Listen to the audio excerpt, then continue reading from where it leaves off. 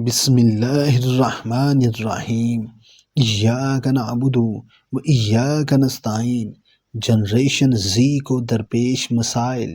گرٹروڈ اسٹائن 20ویں صدی کی ایک باکمال شاعرہ تھی جس نے اپنے غیر روایتی طرز بیان اور منفرد الفاظ کی بدولت فنون لطیفہ کی دنیا میں انقلاب برپا کیا۔ وہ اپنے گھر میں ادیبوں اور مصوروں کے لیے ادبی اور فنی بیٹھک کا انتظام کرتی، جس میں پابلو پیکاسو، ہنری میٹیس اور ارنسٹ ہیمنگوے جیسے بڑے فنکار اور مصنفین شرکت کرتے تھے۔ گرٹروڈ اسٹائن کا کمال یہ تھا کہ وہ اپنی تحریروں میں چیزوں کو دلچسپ تجریدی انداز میں بیان کرتی۔ اس نے پہلی جنگ عظیم کی تباہ کاریاں اور معاشرے پر اس کے منفی اثرات کو قریب سے دیکھا، اور اسی بنیاد پر 1883 سے 1900 کے درمیان پیدا ہونے والی نسل کو گمشدہ نسل کا نام دیا، جسے بعد میں ارنسٹ ہیمنگوے نے مقبول بنایا۔ یہ نسل پہلی جنگ عظیم میں بھاری جانی، جسمانی اور نفسیاتی نقصان کا شکار ہوئی۔ اسے معاشرتی عدم استحکام، کساد بازاری اور شناختی بحران آئیڈینٹی کرائسس کا سامنا بھی رہا، جس کی وجہ سے یہ زندگی سے بیزار ہو گئی۔ یہاں تک کہ کئی نامی فنکاروں نے بھی شدید ناامیدی کے عالم میں زندگی کو بے معنی قرار دیا۔ 20ویں صدی میں نئی نسل کو نام دینے کا سلسلہ جاری رہا، اور مختلف ماہرین کی طرف سے ہر نسل کو الگ الگ نام دیے گئے۔ 1901 سے 1927 کے درمیان پیدا ہونے والی نسل کو عظیم ترین نسل کہا گیا، کیونکہ یہ نسل دوسری جنگ عظیم کی تباہ کاریوں کے باوجود ایک نئے عزم سے اٹھی اور دنیا کی تعمیر میں اہم کردار ادا کیا۔ یہ نسل اپنی محنت کی بدولت صنعتی انقلاب لے کر آئی، البتہ اس کے سامنے دو بڑی مشکلات تھیں: سرد جنگ کا نفسیاتی دباؤ اور جنگ سے تباہ حال دنیا کی تعمیر۔ اس نسل نے ان دونوں مشکلات کو بہترین انداز میں حل کیا۔ 1928 سے 1945 کے درمیان پیدا ہونے والی نسل کو خاموش نسل کہا گیا، کیونکہ یہ نسل دوسری جنگ عظیم کے دوران پروان چڑھی، اس لیے سیاسی و سماجی طور پر زیادہ سرگرم نہیں تھی۔ یہ نسل نظم و ضبط کی پابند، وفادار اور ازدواجی استحکام و سماجی نظم و ضبط پر یقین رکھتی تھی، لیکن سخت روایتی ماحول میں پرورش پانے کی وجہ سے ان کی تخلیقی سوچ محدود تھی۔ اس نسل کو صنعتی ترقی اور ٹیکنالوجی کی تیز رفتار تبدیلی جیسی مشکلات کا سامنا رہا۔ جب دوسری جنگ عظیم اختتام کو پہنچی تو اس کے بعد دنیا بھر میں بچوں کی پیدائش کی شرح میں زبردست اضافہ ہوا۔ اسی وجہ سے 1946 سے 1964 کے درمیان پیدا ہونے والی نسل کو بیبی بومرز کا نام دیا گیا۔ یہ نسل خوشحال دور میں پروان چڑھی۔ اس نے کیریئر پر خصوصی توجہ دی، جس کی وجہ سے ذاتی اور پیشہ ورانہ زندگی میں عدم توازن کا شکار بھی ہوئی۔ اس نسل کو مہنگائی، ریٹائرمنٹ کے بعد مالی مسائل اور ٹیکنالوجی کی تیز رفتار ترقی جیسے مسائل کا سامنا رہا۔ 1965 سے 1980 کے درمیان پیدا ہونے والی نسل کو جنریشن ایکس کہا جاتا ہے۔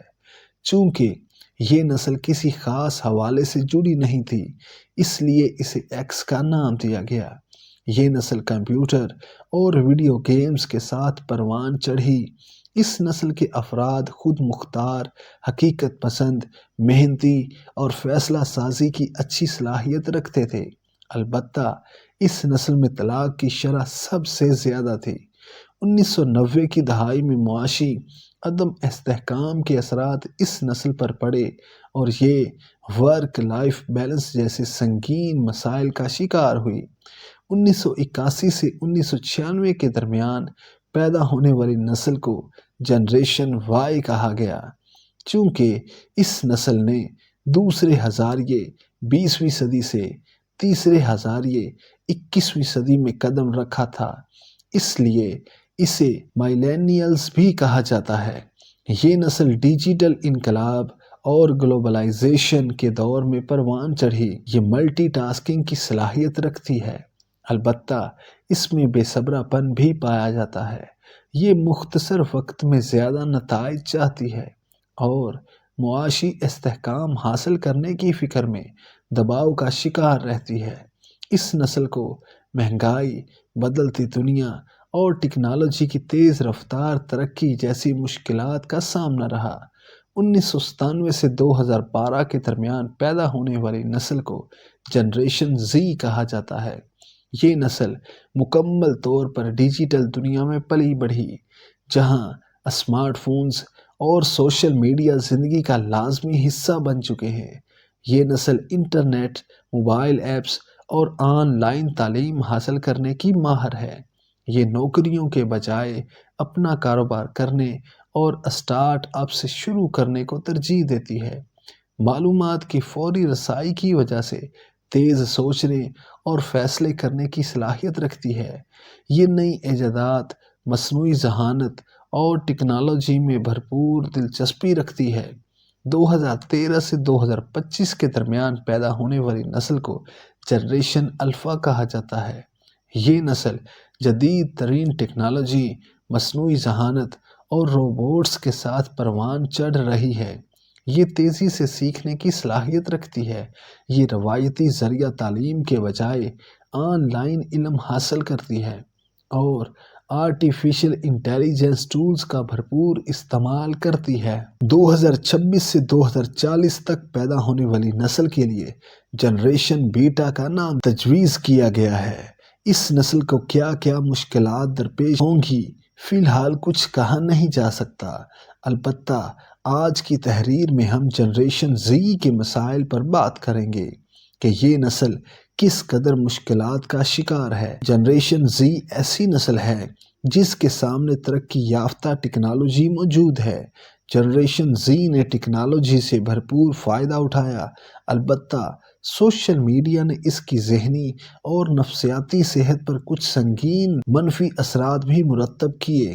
آئیے اس کی تفصیل جانتے ہیں۔ نمبر 1، ارتکاز کی کمی۔ وافر معلومات کے اس دور میں جنریشن زی کے لیے سب سے بڑا مسئلہ ارتکاز کی کمی ہے۔ یوٹیوب شارٹس، فیس بک ریلز اور ٹک ٹاک کی مختصر ویڈیوز کی عادی نسل اب بہت جلد اکتا جاتی ہے اور توجہ طلب کاموں سے بھاگتی ہے۔ جنریشن زی میں بیک وقت کئی کام کرنے کی صلاحیت موجود ہے، لیکن کسی ایک چیز پر گہرائی سے کام کرنا ان کے لیے مشکل ہوتا جا رہا ہے۔ نئی معلومات تک فوری رسائی نے ان کے سوچنے اور یکسوئی کے عمل کو انتہائی کمزور کر دیا ہے۔ نمبر 2، بے صبرا پن۔ آج کی تیز رفتار ٹیکنالوجی کی بدولت ہر چیز فوری حاصل کی جا سکتی ہے۔ کھانا، لباس اور دیگر اشیاء ایک بٹن دبانے پر گھر تک پہنچ جاتی ہیں۔ اس چیز نے جنریشن زی کا صبر ختم کر دیا ہے۔ وہ اب زندگی کے ہر شعبے میں جلد نتائج چاہتی ہے۔ یہ نسل فطری طریقہ کار، نیچرل پروسیس کو نظر انداز کرتی ہے، جس کی وجہ سے اسے اکثر اوقات ناکامی کا سامنا بھی کرنا پڑتا ہے۔ اس رویے کی وجہ سے نہ صرف ان لوگوں کے پیشہ ورانہ فیصلے بلکہ ذاتی تعلقات بھی متاثر ہو رہے ہیں۔ نیز اس چیز نے ان کی قوت ارادی، ویل پاور کو بھی کمزور بنا دیا ہے۔ نمبر 3، نیند کی کمی۔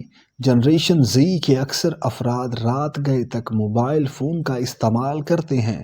بہت سے لوگ فری لانسنگ سے وابستہ ہیں، جس میں رات دیر تک جاگنا اور اسکرین کے سامنے بیٹھنا پڑتا ہے۔ یہ عادت نیند پیدا کرنے والے ہارمون میلاٹونن کو متاثر کرتی ہے، جس سے نیند نہیں آتی۔ نیند کی کمی نہ صرف ذہنی کارکردگی پر منفی اثر ڈالتی ہے بلکہ اس سے جسمانی امراض بھی پیدا ہوتے ہیں۔ نمبر 4، سماجی تعلقات کی کمی۔ جنریشن زی اور الفا کے افراد زیادہ تر برقی ابلاغ، آن لائن کمیونیکیشن پر انحصار کرتے ہیں، جس کی وجہ سے وہ سماج سے دور ہو جاتے ہیں۔ سماجی مہارتوں کی کمی کی وجہ سے یہ دوسروں کے جذبات اچھی طرح نہیں سمجھ پاتے اور روبرو گفتگو کرنے سے بھی کتراتے ہیں۔ نمبر 5، جسمانی سرگرمی میں کمی۔ ڈیجیٹل انٹرٹینمنٹ اور ورچوئل لائف سٹائل نے جسمانی سرگرمی کو بہت زیادہ محدود کر دیا ہے۔ پہلے کے مقابلے میں اب کھیل کود، گھومنے پھرنے اور جسمانی سرگرمیوں میں حصہ لینے کا رجحان انتہائی کم ہو گیا ہے، جو موٹاپے اور دل کی بیماریوں سمیت مختلف پیچیدہ بیماریوں کا سبب بن رہے ہیں۔ نمبر 6، نفسیاتی مسائل۔ جنریشن زی سوشل میڈیا پر زیادہ وقت گزارتی ہے، جہاں تقریباً ہر شخص پرتعیش چیزیں نشر کرتا ہے۔ دیکھنے والا سمجھتا ہے کہ لوگوں کی زندگیاں نعمتوں سے بھرپور ہیں، جبکہ میری زندگی ایسی نہیں۔ اس سوچ کی وجہ سے احساس محرومی پیدا ہوتی ہے اور فرد ڈپریشن کا شکار ہو جاتا ہے، جو کہ بڑھتے بڑھتے شدید نفسیاتی مسائل اور خودکشی جیسے بھیانک قدم تک بھی جا سکتا ہے۔ سنگاپور میں کی گئی ایک تحقیق کے مطابق جو نوجوان روزانہ 3 گھنٹے سے زیادہ سوشل میڈیا استعمال کرتے ہیں، ان میں ذہنی دباؤ، اضطراب اور تناؤ کی علامات کئی گنا بڑھ جاتی ہیں۔ کوئنز لینڈ کے چیف ہیلتھ آفیسر ڈاکٹر جون گیرارڈ نے بتایا کہ 10 سے 14 سال کی عمر کی لڑکیوں میں خود اذیتی کے واقعات میں 2010 سے 2021 کے درمیان 3 گنا اضافہ ہوا ہے، جس کی بڑی وجہ سوشل میڈیا اور اسمارٹ فونز کا استعمال ہے۔ مزید برآں، نیو یارکر میں شائع ہونے والے ایک مضمون میں بتایا گیا ہے کہ سوشل میڈیا پلیٹ فارمز جیسے انسٹاگرام، ٹک ٹاک اور اسنیپ چیٹ نوجوانوں میں احساس کمتری، ڈپریشن اور خودکشی کے خیالات کو بڑھا رہے ہیں۔ معروف ماہر نفسیات جوناتھن ہائٹ اپنی کتاب دی اینگزائٹی جنریشن میں سوشل میڈیا کے نقصانات بتاتے ہوئے لکھتے ہیں، 2010 سے 2024 تک امریکہ، کینیڈا اور برطانیہ میں بچے اور خاص طور پر بچیاں بے چینی کا شکار ہو رہی ہیں۔ سوشل میڈیا کا استعمال کرتے ہوئے لڑکیاں موازنے اور مقابلے کا شکار ہو جاتی ہیں، جس کی وجہ سے ان میں ڈپریشن بڑھ جاتا ہے۔ بچوں میں اور خاص طور پر نوعمر لڑکیوں میں خود کو نقصانات پہنچانے کے واقعات میں تیزی سے اضافہ ہوا ہے۔ نوجوانوں میں خودکشی کی شرح میں بھی اضافہ ہوا ہے۔ امریکہ میں نوعمر لڑکیوں کی خودکشی کی شرح 2007 سے 2017 کے دوران دگنی ہو گئی ہے، جبکہ نوعمر لڑکوں میں یہ شرح 30% بڑھی ہے۔ جنریشن زی کو درپیش مسائل۔ Qasim Ali Shah. Subscribe masters in academy 2.0